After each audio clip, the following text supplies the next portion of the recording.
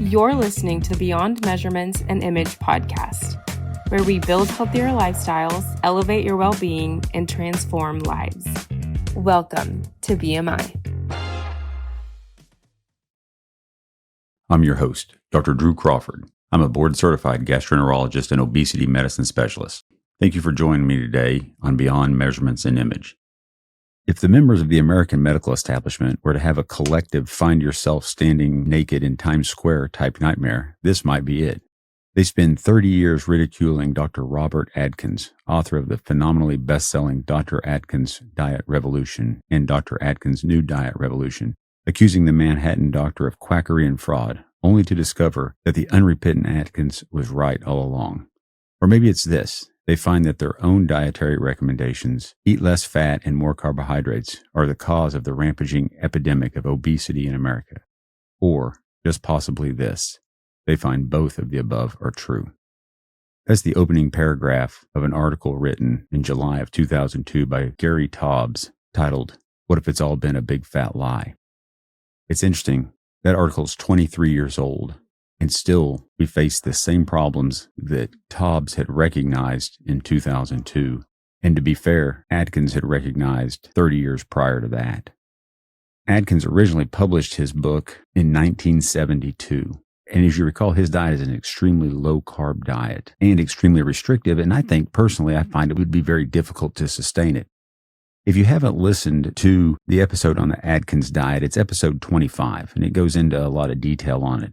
There's also an episode on the keto diet, which is very similar. There's a lot of overlap between the two diets. The keto diet is episode 22 of the BMI podcast, and Atkins is episode 25. So I would encourage you to go back and listen to those. But they are, in essence, very low carbohydrate, high protein, high fat diets.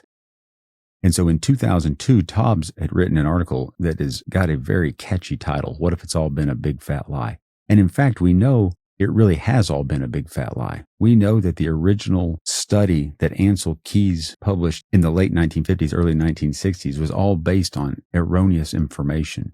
And yet it became dogma, and it's been dogma for at least going on 70 years, that fat is the problem and that we should all be on a high carbohydrate diet. And in fact, although the government has gotten somewhat better, when we look at the food pyramid in 2002, when Taubes originally wrote this article, at that time, they were recommended 6 to 11 servings of bread, cereal, rice, and pasta, all of which are very high carbohydrate products. And the next layer up the pyramid was 3 to 5 servings of vegetables and 2 to 4 servings of fruit.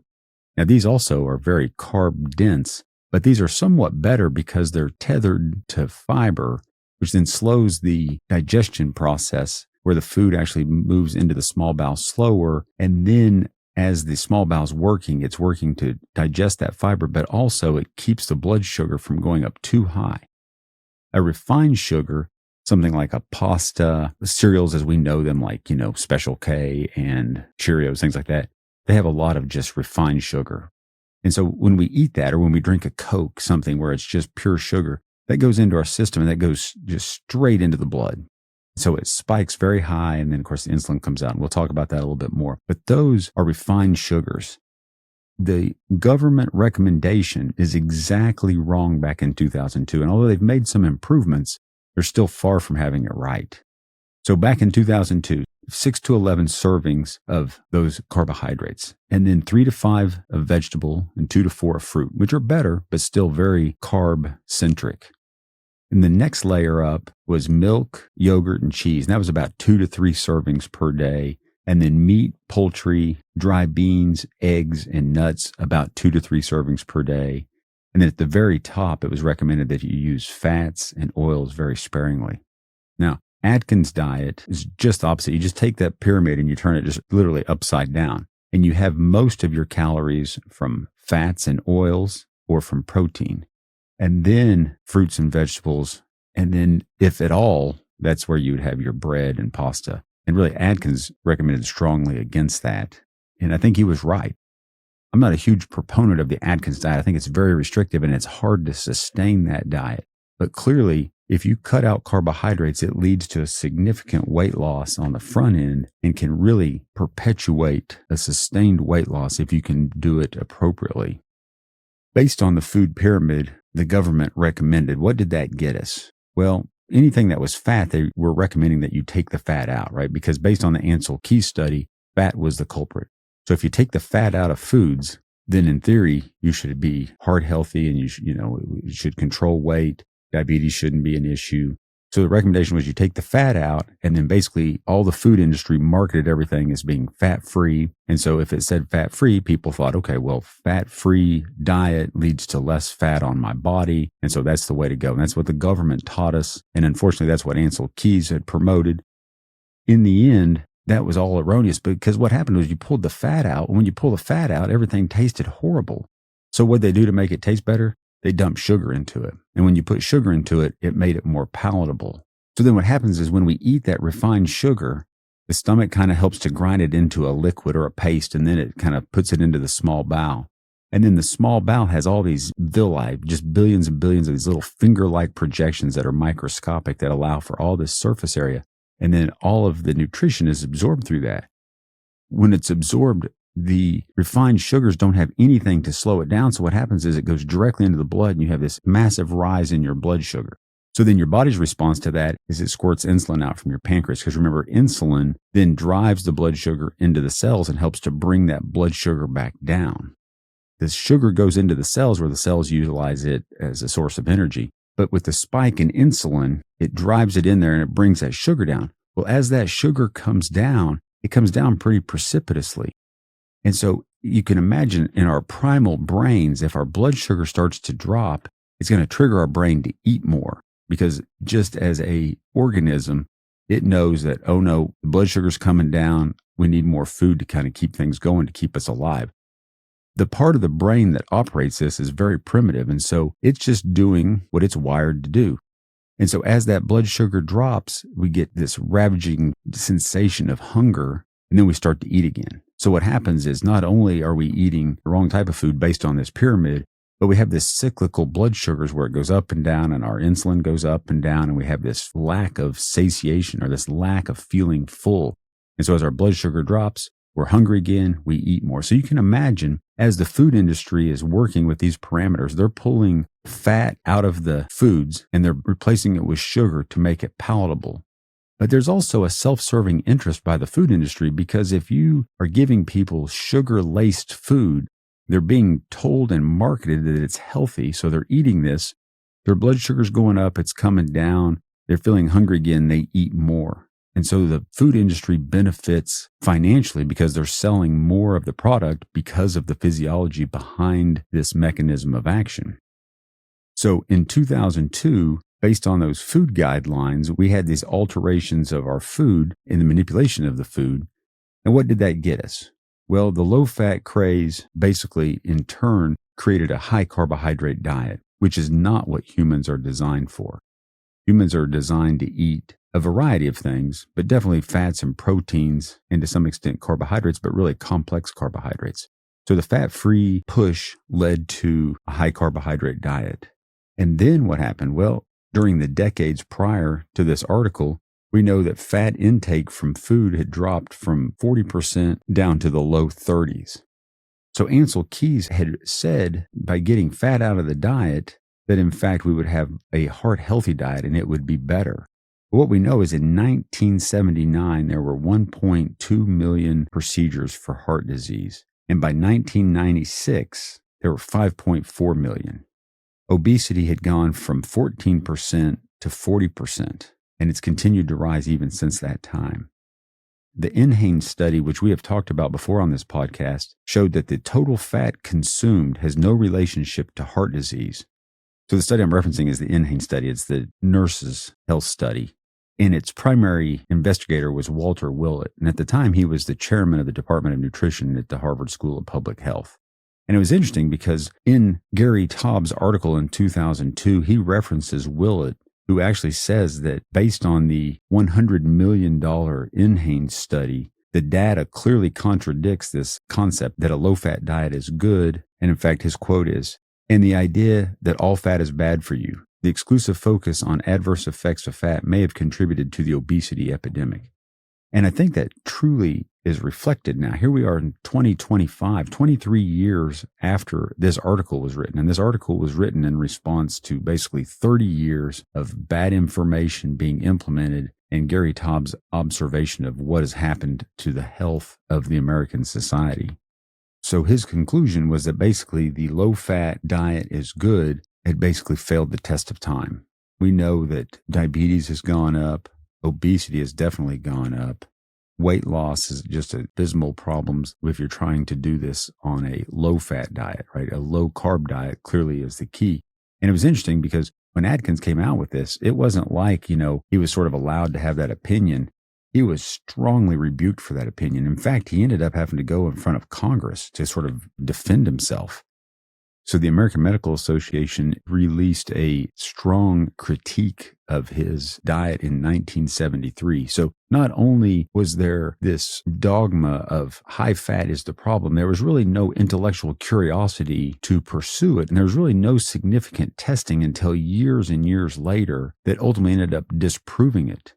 In addition to being centered on a false pretense and a lack of intellectual curiosity, the one doc, or one of the docs, maybe the leading doc, the guy that was out in front with this, was actually ridiculed, brought before Congress, criticized by the American Medical Association, who I'd have to say is usually not on the cutting edge of what's best for society. Nor would I put the American Diabetes Association or the American Heart Association in there.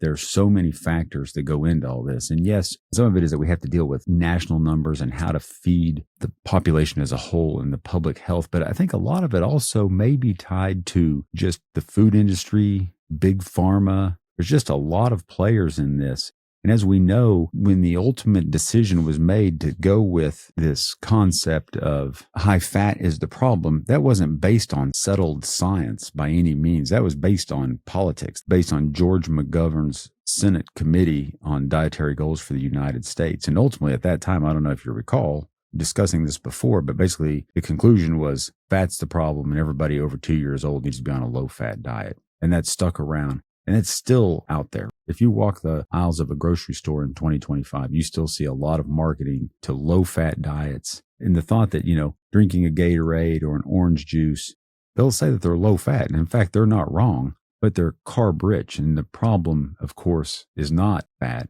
The problem is carbs. So what else do we know about the erroneous information that was given by Ansel Keys and the low-fat diet? Well, the thought was that it was heart healthy. But we know that by taking increased quantities of unsaturated fats, such as avocados, olive oils, etc., that increases your HDL, right? And that's the good cholesterol. That's sort of the cardioprotective to somewhat. But interestingly, a high carbohydrate diet, which is what they were promoting, increases your triglyceride levels, which we know has a more deleterious effect, right? It's worse for heart disease than cholesterol. And we also know that a high carbohydrate diet leads to what in 2002 Taubes refers to as syndrome X, what now in 2025 we refer to as the metabolic syndrome, which is a combination of metabolic issues including overweight and obesity, type 2 diabetes, hypertension, hyperlipidemia, and along with this a lot of times comes PCOS and a whole host of other issues. But that's all secondary to insulin resistance, which is a byproduct of the high carbohydrate diet that we were sold. And that we continue to be sold. So in 2025, what has the government done? What is the food pyramid like now? It's interesting. There's really no official food pyramid. Now there's what's called MyPlate.gov, and it's very vague, right? It has a plate. And when you look at it, about 60% of it continues to be grains and vegetables. And then another, let's say 20% is fruits. The remainder is 20% is protein. So I still think they have it wrong. Fats and protein should constitute the majority of our diet. And then complex carbohydrates, fruits and vegetables. And really, there's no role for refined sugars, right? Pastas, starchy vegetables aren't great, breads, all of these things really should be used sparingly. The food pyramid of 2002 should be upended. And so now they've gone from a food pyramid to this MyPlate. And although it may be somewhat better, it still has grains and fruits and vegetables as the biggest quantity of food that we take in. So another interesting finding that Taubes wrote about in 2002 was he interviewed some experts on ketosis. You remember Dr. Atkins' diet was basically a ketogenic diet. He interviewed a gentleman by the name of Richard Veech, Veech, and he was a researcher at the National Institutes of Health and was quite educated, studied medicine at Harvard, and ended up with a PhD from Oxford. But in the article, Dr. Veech said that he thought ketosis was a normal physiologic state, and he thought that having McDonald's and delicatessens on every corner is not normal, but rather it's more normal to starve. And of course, when you think about our primitive beings, this is in fact accurate. Now, I'm not suggesting that anybody starve themselves, but just recognize that physiologically, ketosis makes more sense. It's more in line with the paleo diet. So when you look at the different diets that were discussed over the various podcasts, you can really see that there's a common thread in what we know, despite what the government tells us, and despite what we've been taught and implemented. We know now that a high-fat, high-protein diet clearly is much healthier and much more beneficial. Now, there's always some variations to that, and you should talk with your doctor before being on any specific diet. But really, I would encourage you to look at the results of the food pyramid, the results of the Ansel-Keys study, and then look at the results of the various diets that we've discussed, the Atkins diet, the paleo diet, the keto diet, right? The people that really are effective at losing weight tend to be on very low carbohydrate diets and either high fat or high protein diets. You can add Duquesne diet in there. So if you haven't had the opportunity to listen to the previous podcast, I would strongly encourage you to go back and listen to them. I'm not endorsing any of them, but I just think that when we look at this article that's nearly 2.5 decades old, it was spotlighting these same things back then. And Dr. Atkins was really well ahead of his time. And again, I'm going to say it one more time, and I'm sure y'all are tired of hearing it, but I don't think the Atkins diet is necessarily the best diet, but it's built on the best infrastructure, right? The problem with it is that it's just difficult to sustain.